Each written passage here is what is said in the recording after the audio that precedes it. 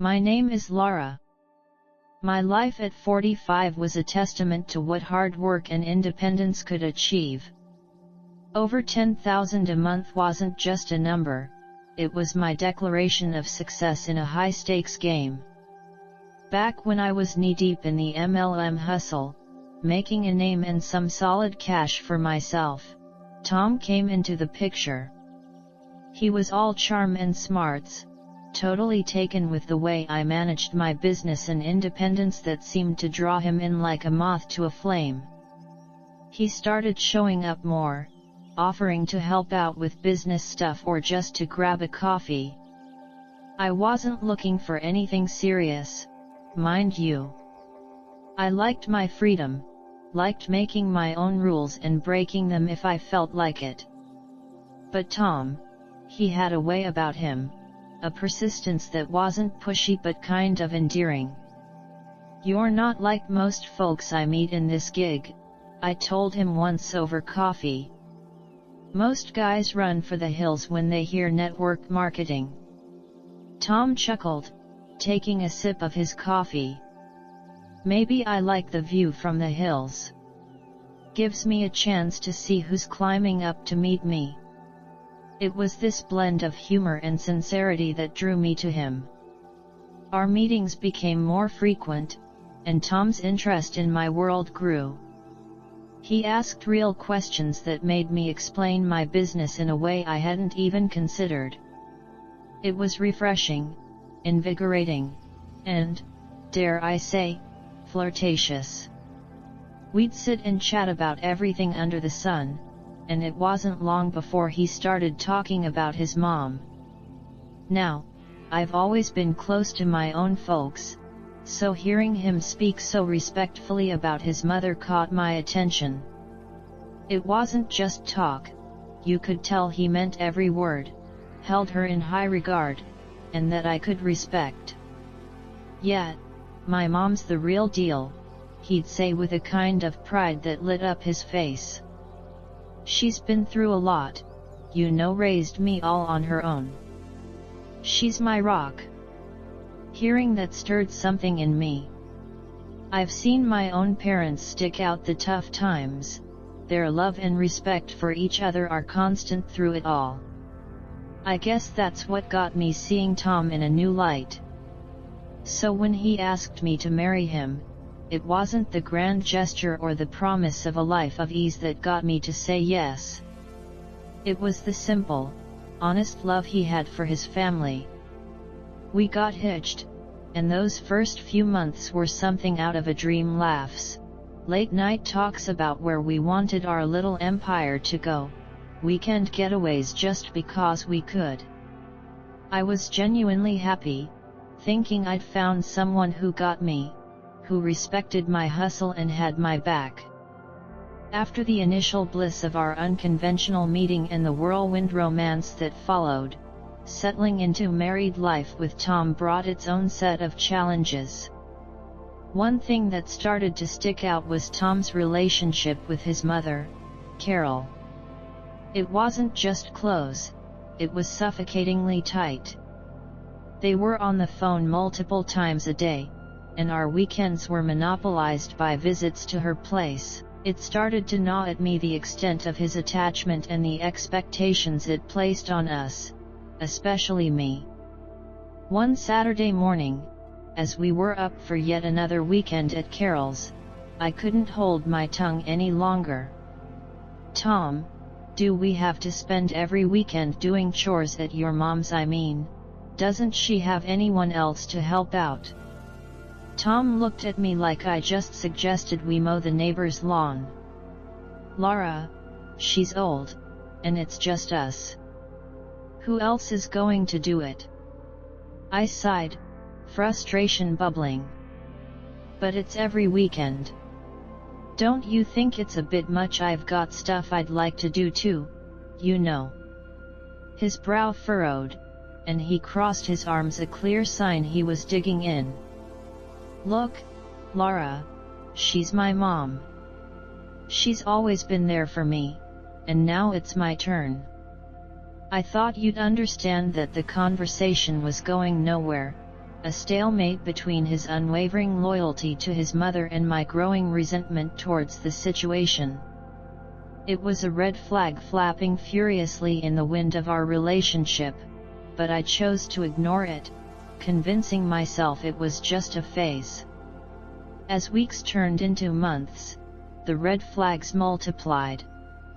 Tom's sarcasm about my work began to surface more frequently. It was subtle at first, almost playful, but there was an undercurrent of disdain that I couldn't overlook. One evening, after a long day of video calls and client follow UPS, I settled next to Tom on the couch, laptop still warm from use. "You nailed another big client today.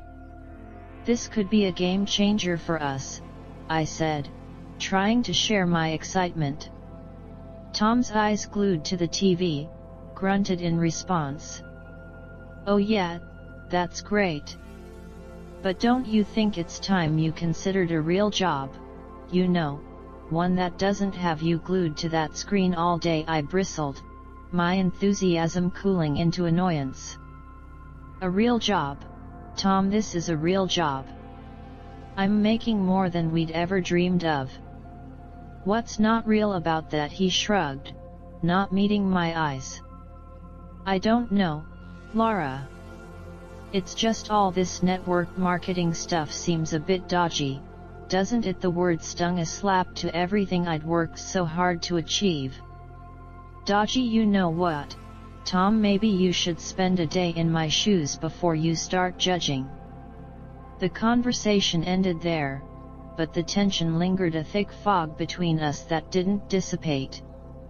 Tom's inability to value my career, coupled with his abnormal attachment to his mother, left me feeling isolated in my own marriage. The red flags were no longer just flapping in the wind, they were blaring sirens, warning me of the storm ahead. Yet, I pressed on, hoping for a change, clinging to the memories of our early days. But as time passed, it became increasingly clear that Tom's loyalty was split in a way that left little room for us, for me. The endless weekends at Carol's, my mother-in-law's place, had turned from a mild inconvenience into a full-blown chore. Every visit was the same routine: sit at the dining table, listen to Carol's lectures on housekeeping and the importance of saving every penny, and watch Tom hang on to every word she said as gospel. It was like stepping back in time, and I was wearing thin. One such afternoon, as Carol went on about the virtues of homemade meals over eating out, Tom chimed in, his voice laced with that now familiar sarcasm. "Yeah, Laura, maybe you should take a page out of her book. All that time on your computer, and what do you have to show for it? A strange business that no one understands." I felt my cheeks burn, a mix of anger and embarrassment. "Tom, we've been over this. My strange business is paying our bills and then some. I'm working, not playing around on the internet," I retorted, shooting a look at Carol, who wore a smug expression. "A real job doesn't have you stuck at home all day. It's about getting out there, dealing with real people, not just numbers on a screen," Tom jabbed, echoing his mother's outdated views, feeling isolated and misunderstood. I decided to seek refuge with my parents. Their reaction to Tom's criticisms was a mix of anger and disappointment. "Laura, it's clear he's jealous," my dad said, his brow furrowed in concern. "Envious because you're succeeding without having to trudge to some office every day. Don't let his insecurities drag you down," my mom added, nodding, her hands squeezing mine with a renewed sense of resolve. I returned home hoping to clear the air with Tom, but what awaited me was far from the reconciliation I'd hoped for. Tom was livid, pacing the living room like a caged animal. "So, You ran to your parents to complain about me, about us, he accused, not even bothering to greet me. Taken aback by the intensity of his anger, I tried to reason with him, but he wouldn't hear it. No, it's always about sides with you, your business, your money, your parents. What about me, Lara? When do I get to be a part of this marriage? Eventually, the tension cooled, and we found our way back to a fragile truce. But the cracks remained, widening with every sarcastic comment, every dismissive gesture.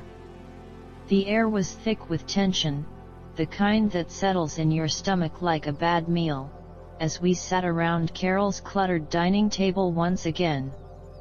Tom and Carol were in their element, a duo of traditional views and thinly veiled jabs at my expense. Today's topic of choice once again veered towards the proper roles in marriage. Well, you know, Lara, Tom started, his voice laced with that familiar patronizing tone. Mom's right. There's more to being a wife than just making money. Maybe it's time you started focusing on what really matters. I clenched my fists under the table, my patience wearing thin. And what, according to you, really matters? Cleaning, cooking, being at your beck and call? Carol jumped in, her voice sharp. Exactly, it's about making a home, caring for your husband, not glued to a screen all day. I know plenty of women who'd be more than happy to take your place, ones who understand the value of a proper marriage. The audacity of her words struck a nerve. Oh, is that so? I shot back, my voice rising despite my attempts to keep calm. You think you can just replace me with some step-forward wife who fits your outdated idea of a proper marriage? Tom's allegiance was clear as he nodded along with his mother's cruel suggestion. Lara, you're missing the point. It's not about replacing you, it's about what's best for us, for our family. Best for us or best for you and your mother? I countered, feeling the weight of their united front. Since when did our marriage become a three-person decision? The humiliation of being openly discussed as replaceable, as if I were nothing more than a poor fit in their perfect world, was a new low.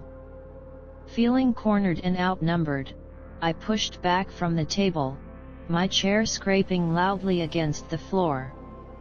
You know what? If you're so convinced you can find someone better, then maybe you should, I spat out, the hurt evident in my voice.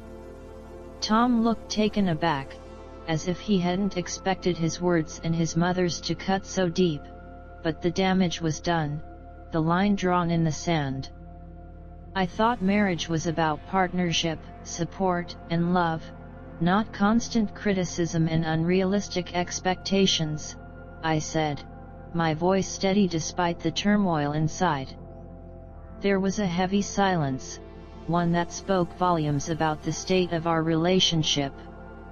As I walked out of the room, the sound of my footsteps echoed a resolute declaration that I wouldn't be belittled or demeaned any longer.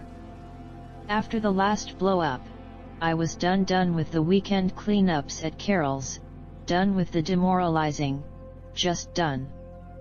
Tom tried to guilt-trip me about it, calling me selfish, saying I didn't care about family, but I wasn't having any of it. This time, I had reached my limit. Then came the day that broke the camel's back. I noticed our joint account was bleeding money, a lot of it, money we'd been scrimping and saving for a new car, our dream car. My heart raced as I logged into our online banking, only to see a massive transaction that nearly wiped us out. I confronted Tom the moment he walked through the door. Where's the money, Tom? The car fund, it's practically gone. He couldn't look me in the eye. I had to use it for something important. Important? What could possibly be more important than what we've been saving for? I was fuming, barely containing my anger. It's for Mom's trip, her dream cruise to Europe. He mumbled it out like a confession. I was stunned into silence for a moment. You used our savings for a cruise without even asking me. I couldn't believe what I was hearing. Tom finally faced me, his expression a mix of guilt and defiance. I thought you'd understand. It's her dream. Her dream? What about our dreams? Tom, what about our plans? I was shouting now, my voice echoing off the walls. He had no answer, just stood there looking pathetic. That's when I decided to take matters into my own hands. I called Carol, hoping, maybe foolishly, that she'd see reason. Carol, this has to stop. Tom used our savings for your trip. This is a mistake. You need to cancel it, I said, trying to keep my voice steady. Her laughter over the phone was like acid. Cancel? Why would I do that? It's a gift for my son. And as for the money, dear, I'm sure you can earn it back. The contempt in her voice was palpable. You're not even going to consider it after everything? This is how little you think of me. I was grasping at straws, but I had to try. Listen, darling, I'm not refusing a trip of a lifetime. And if you're not happy, well, Tom's already prepared for that too. Check the desk drawer, she said, her voice cold. I hung up and went straight to the desk, my hands trembling. There, among bills and old receipts, were the divorce papers signed and ready to go, as if Tom had been planning this all along.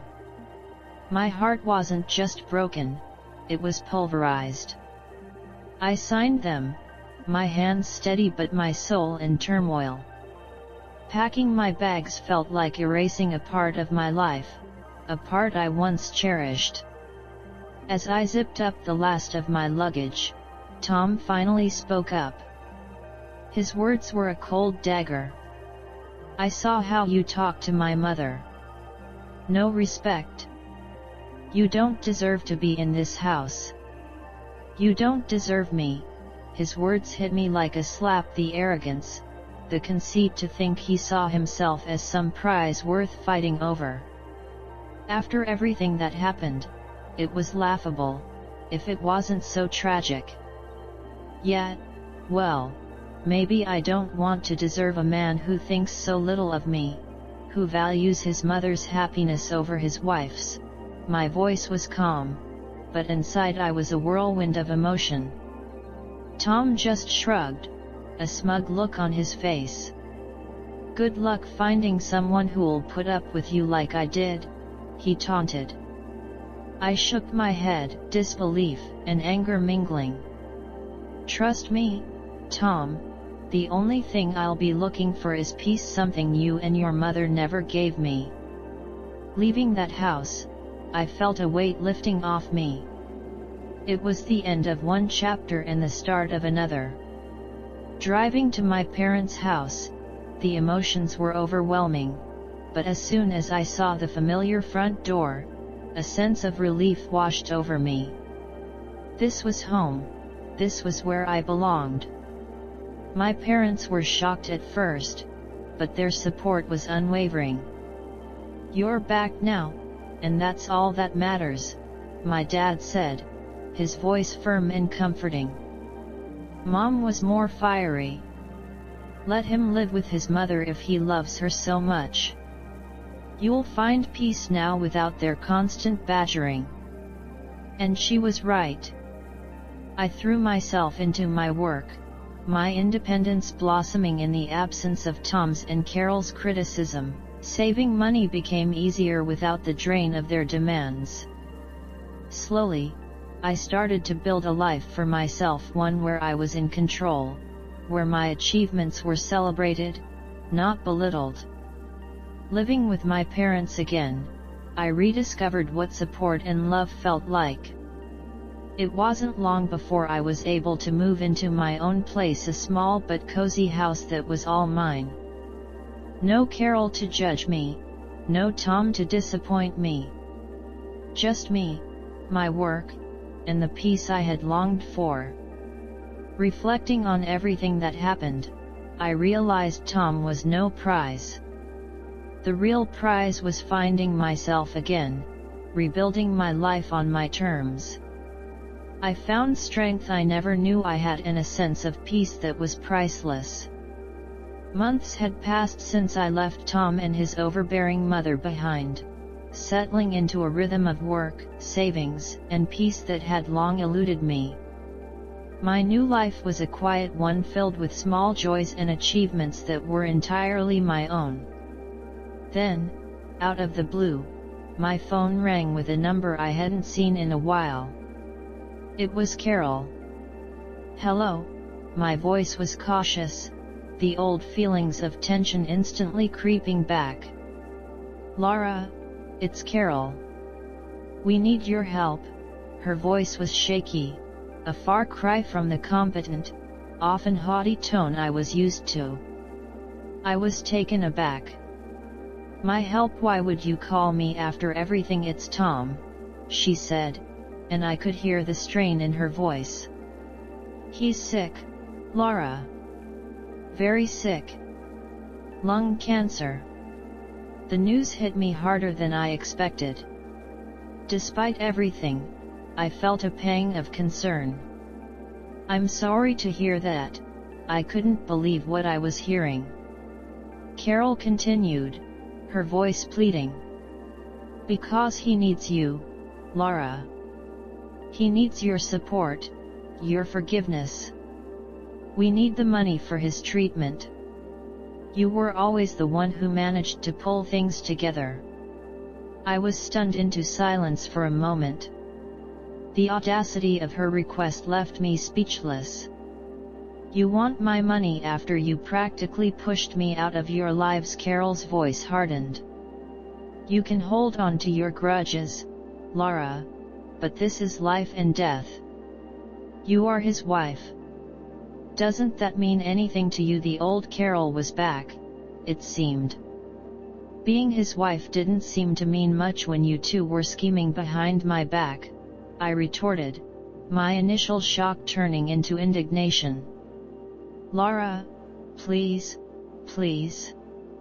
I wouldn't be calling if there was any other way. Think of the good times, of what you had with Tom." She tried to soften her tone, playing on my emotions. "Good times, Carol? You made sure there were as few of those as possible. You and Tom made your bed, now you get to lie in it," I said, the years of frustration and hurt fueling my words. There was a pause, and then Carol's voice came through colder and sharper than before. "Fine. If that's how you want to play it. But remember, you're turning your back on Tom in his time of need." The call ended, and I sat there, phone in hand. A tumult of emotions swirled within me: anger, guilt, sadness, a cocktail of feelings for a man who had chosen his mother over our life together, and for a woman who saw me as nothing more than a bank. In that moment, I realized the true extent of my freedom. I was no longer bound by their expectations, their demands, or their crises. My life was my own, built on my efforts, my sacrifices. The call, unexpected as it was, served as a stark reminder of the life I had left behind, a life filled with manipulation and emotional blackmail.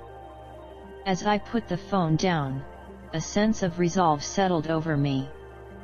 My departure from Tom and Carol's lives was not just a physical one, it was an emotional and financial break too. I had moved on, building something that was entirely mine, free from their shadows.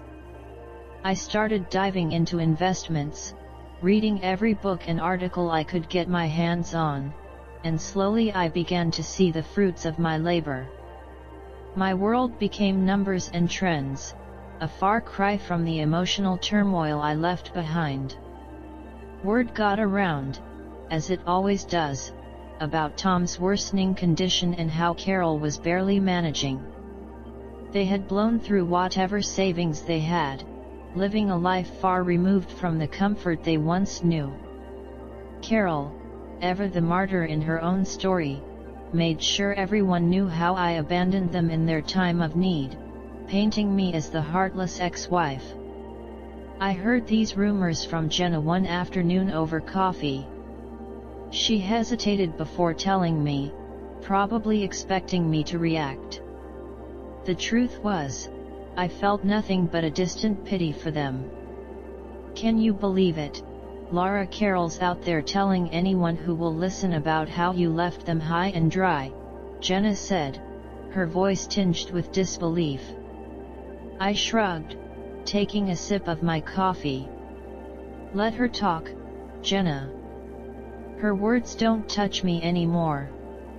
I've moved on, and I'm investing in my future, something they never thought to do. Jenna looked at me, a mix of surprise and admiration in her eyes. You're really over it, aren't you? I mean, completely. I nodded, a smile playing on my lips. Completely. My life's taken a turn for the better since I stopped letting them define my worth. I'm making smart investments, learning more every day. Their opinions, their struggles, they're just echoes of a life I left behind. It was liberating, this feeling of complete detachment from the chaos that once consumed me. The rumors, the pitying glances, they meant nothing now.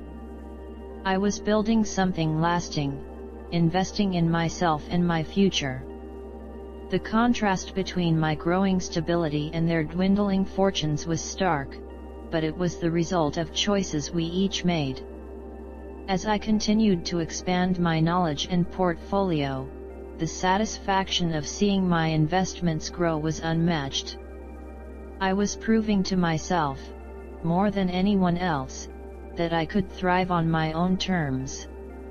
The independence and financial security I was building were my true vindication, far removed from the petty squabbles and desperate gossip of Carol. One evening, as I reviewed my investment portfolio, the growth and progress reflected in those numbers filled me with a sense of pride.